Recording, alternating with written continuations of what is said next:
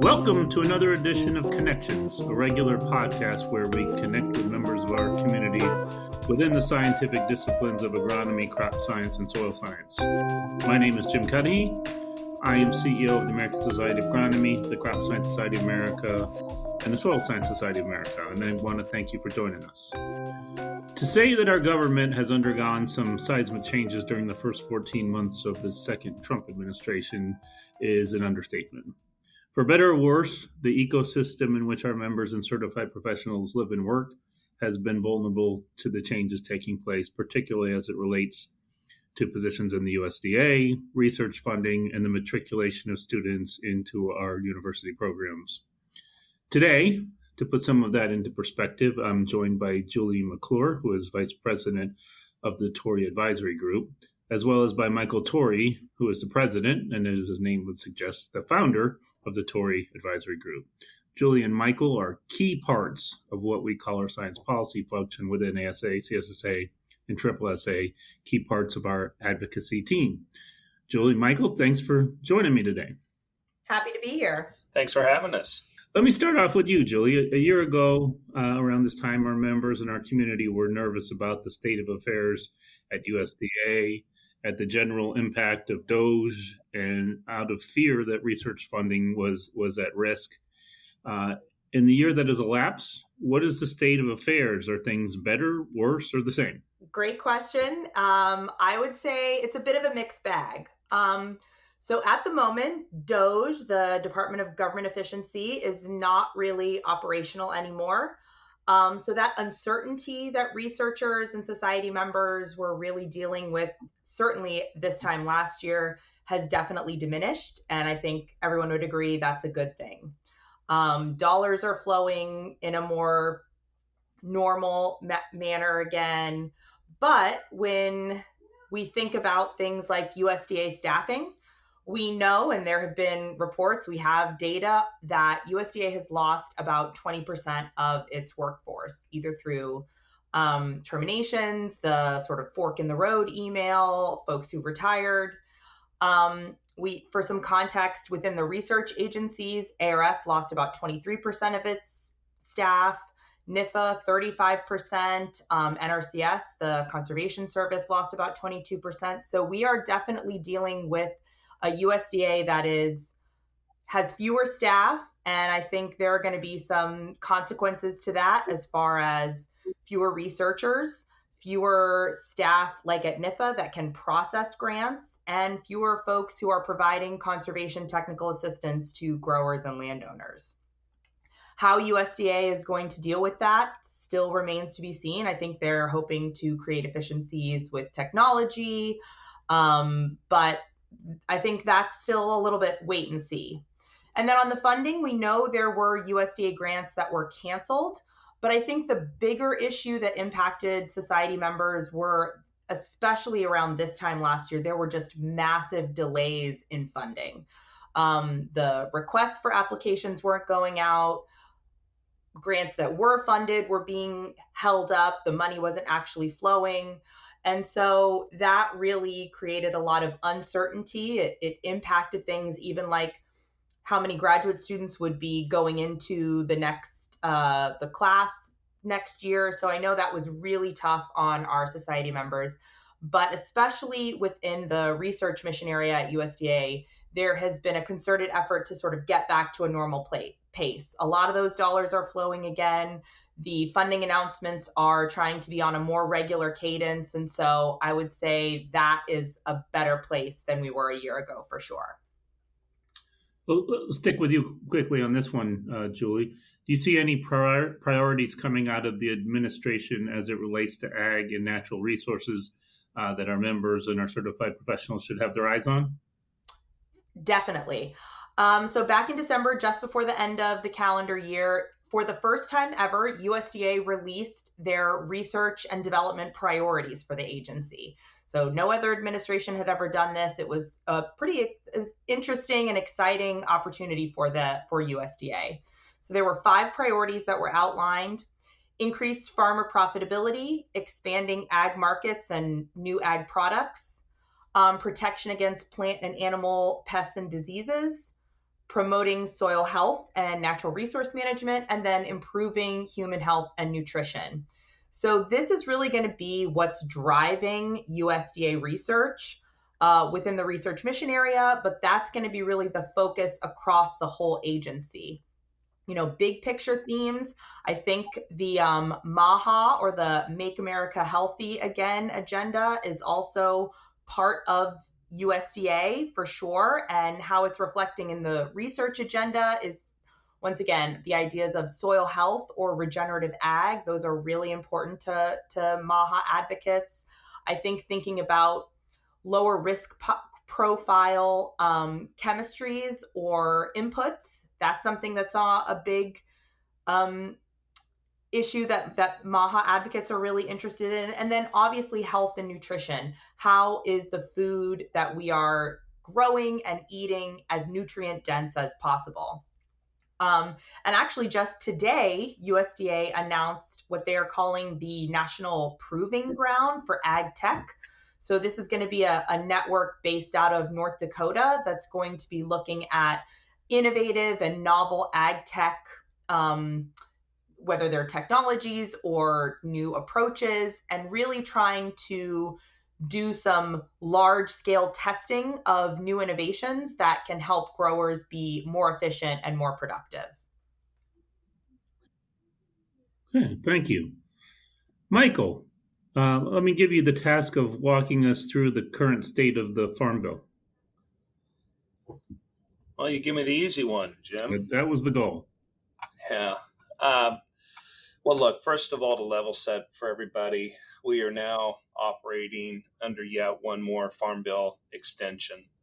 Last year in the big, beautiful bill, just about a year ago in 2025, Congress did pass, as part of that, a significant part of the spending portions of the bill.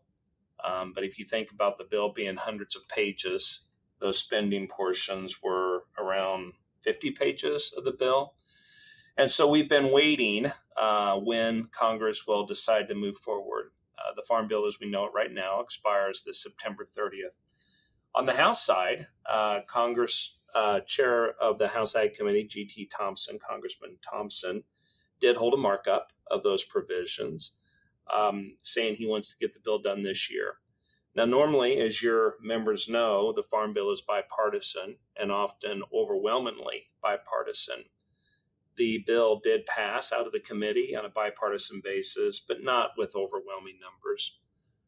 Speaker Johnson, the House Speaker, has indicated that he would like to take up the Farm Bill this year. We shall see. But the hope is what they're saying is they'd love to go to the floor in April. And I think that right now is being worked out about how many Republican votes they can get, how many Democrats they are, if they get it out of the House. If this thing comes off the House floor, I don't think it's going to die in the Senate. I think it's going to be very hard for the Senate not to do something. So right now, we're just encouraging folks to continue to stay engaged and to tell their story, because there's so much volatility, so many unknowns, that we just can't take anything for granted. Let me stick with you, Michael, for the next question. What is something that's happening in D.C. that might not be on anyone's radar, but that could nonetheless impact our members and their institutions? Julie, if you have thoughts on this, text me, because I know we talked about it yesterday, and I've continued to think a little bit about that, Jim. And I think there's a couple of things that that are worth watching. A lot of what the new administration, or the Trump administration now in year 2, and the members of Congress that are Republicans, a lot of what they've done is engaged in kind of this once in 100-year idea. I mean, they've got all these initiatives. They're just kind of trying to do a lot of things and challenge the way government normally functions. And there will be some truthisms that come out of that. But certainly right now, if I had to guess, there's a lot more lessons learned. Probably not something people are willing to really openly admit or talk about. But some of the things that they've seen happening aren't working out just as well as they thought they were going to.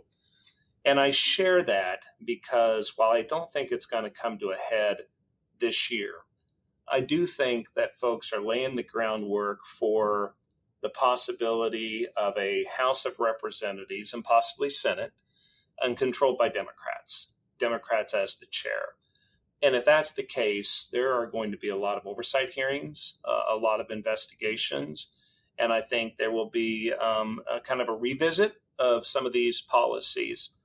And I think that my hope is that is an opportunity for the research community to really drive home the point about the importance and significance of research, because by then we're going to have some stories to tell, some cases to make of what worked well and what can be improved upon.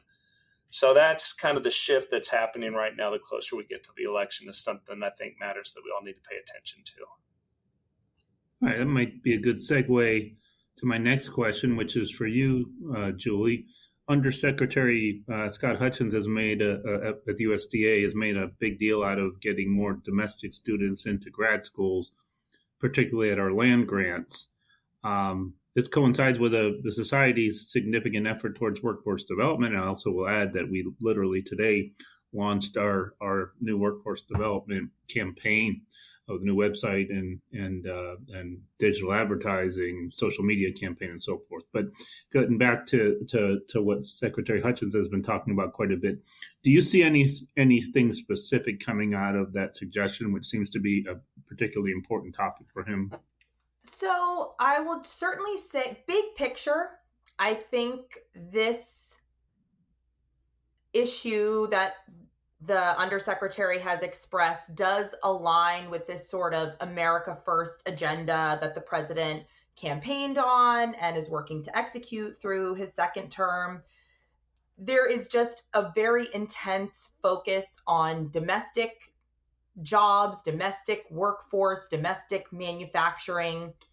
That's really a key tenet of this administration. And I think we see that trickling down through all the agencies. Dr. Hutchins has really indicated on several occasions in conversations with us, in public conversations, that he is very interested in developing, increasing that domestic workforce, especially for advanced ag, so PhDs, master's students. We don't have specific details around what this would look like. There's no initiatives out right now, but with this as a goal, it's something we're watching really closely. I was looking through some past data too, and Purdue University does a study around the food and ag workforce. And it's done every year since 2012, or every 3 years since 2012. And it does say that about 40% of food and ag PhDs are international. But that breakdown, 40% international, 60% domestic, hasn't changed since 2012. So it's well over a decade that we've been in that same ratio.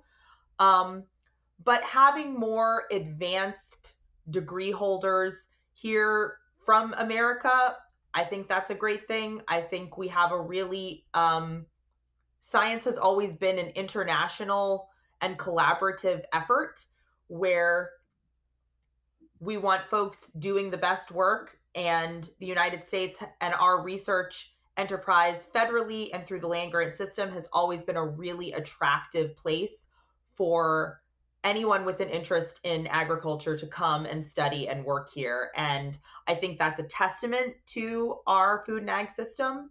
And I think the more people we have, whether it's international or domestic, this is something that the ag workforce desperately needs. Yeah, I ran into Secretary Hutchins at World Agritech in San Francisco a few weeks ago, and I talked to him quickly about this.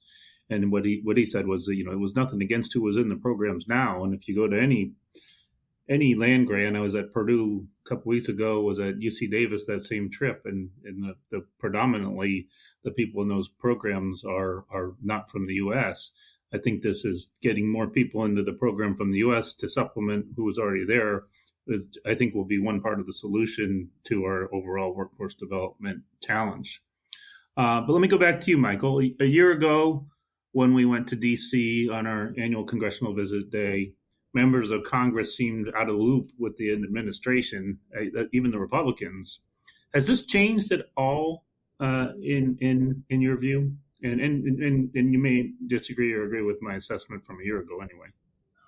I think if we define out of the loop as being the administration makes decisions and does things without consulting with Congress or without informing them ahead of time, the answer to that is yes, they still do that. And that's very different from the way previous administrations, whether Republican or Democrat, have worked. Normally, you're facilitating those conversations, you're gathering input, and that is not necessarily how this group works. If you think about it in terms of voting together as a block, with a very tight margin in the House and not a great margin in the Senate, by the way, I think that there was a phase when Republicans held together pretty tight. Last year's Big Beautiful Bill is a great example of that. But as you moved into the fall of 2025, and now as we move into 2026, there is a group of Republicans in the House of Representatives that have started to break from voting with the party, in part because they're in districts that Kamala Harris, the former Democratic nominee, won. And they're up for re-election with a president that, even by Trump standards, his approval ratings are pretty low. And so they're kind of breaking and starting to protect themselves a little bit because they have to get elected. So I would say it hasn't changed much. The irony is that you can see sometimes in a 2 to 3 week period here in Washington, announcements and actions out of the administration that in a normal presidency would occur in 4 years. So it has been the upheaval that voters, I think a lot of voters voted for. And the consequences of that, are something that we're going to be kind of working our way through and dealing with here in the next 3 years as we try to kind of level set a little bit as best we can. I'll stay with you, Michael. As always, how things affect farmers plays huge in D.C. with tariffs, including reciprocal tariffs, to go along with funding headed to Argentina, and now overall costs to fertilizer and just about everything going up with the war in Iran. What can you tell me about the current state or plight of farmers? I would say that, and this is anecdotal, Jim, but we do have the privilege to be in meetings with a lot of farmers around the country as a team.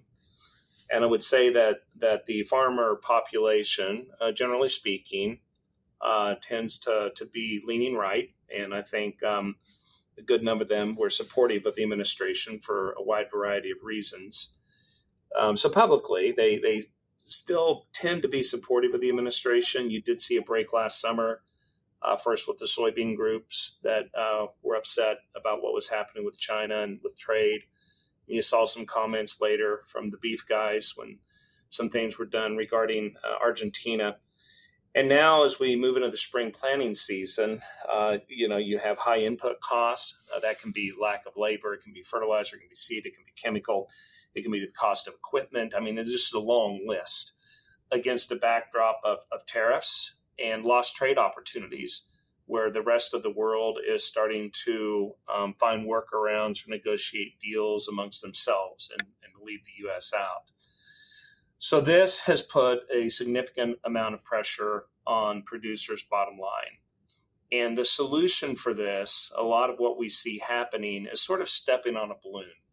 So you can step on that balloon and want something done on fertilizer cost or some relief on tariffs or a new program in E15 expanded to fix your problem. But it all really, at the end of the day, comes down to one thing, and that's that the markets for those products have been under stress, and we're kind of starting to see the fallout from that. So I think for farmers, it's a little bit of chasing their tails. And, it's tough. It's a tough financial situation.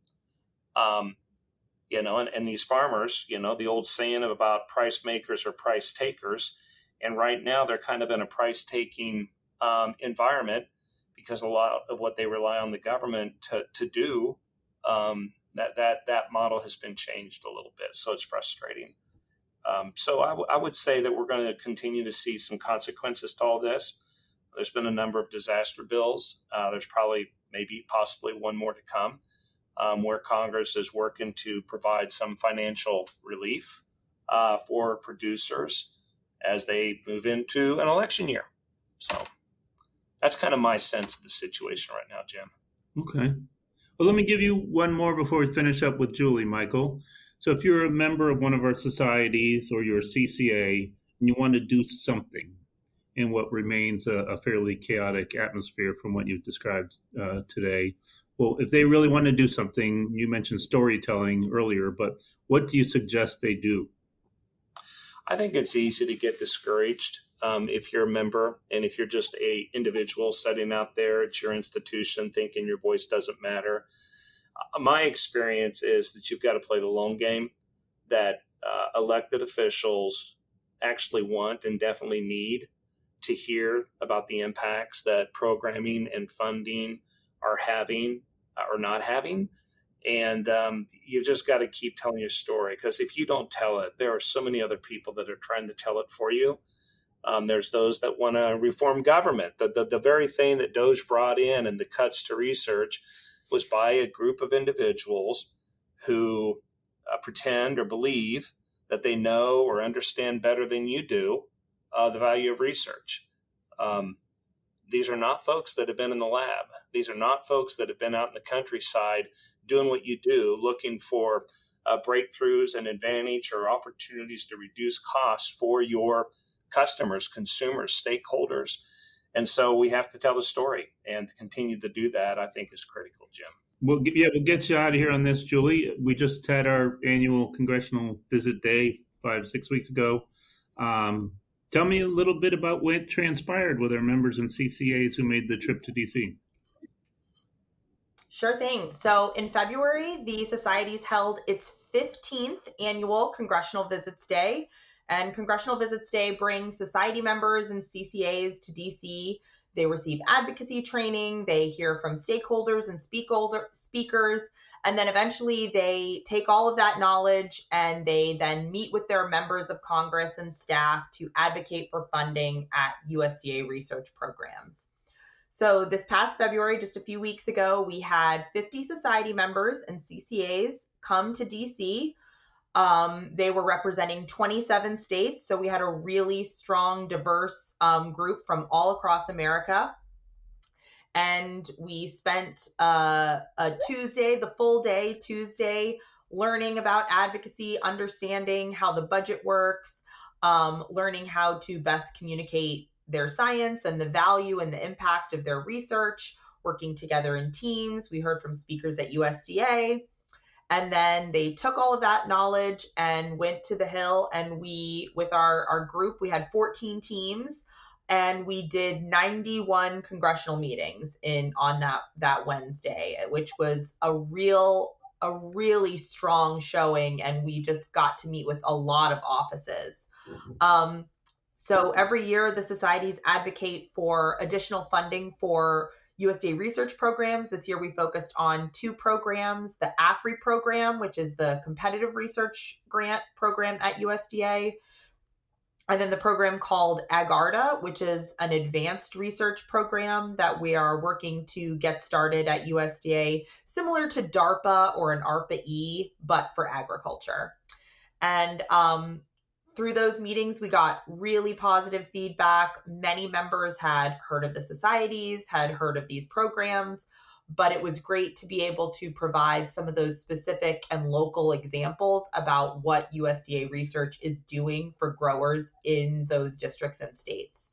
And over the follow-up couple of weeks, we've now submitted 81 appropriations requests to congressional offices.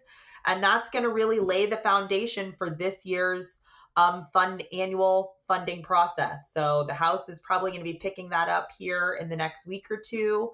And we'll be very interested to see how our requests, how they landed in congressional offices and what level of funding we'll be getting for those programs. Great.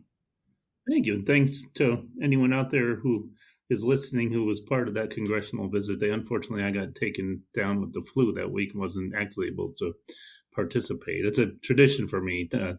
3 years ago, at my first congressional visit day, I came away with COVID. This time, at least, I didn't infect anyone. But anyway, Michael, Julie, you certainly had a lot of interesting information to share, giving us a lot to think about. Interpreting the goings-on of the Trump administration and the 119th U.S. Congress is no easy task, and I'm really glad that we have the two of you leading our efforts in D.C. and being part of our overall science policy team. So I want to thank you for talking to me today. Thanks so much for having us. Thanks for having us. Thanks also to our listeners, and I look forward to welcoming you back to a future episode of Connections.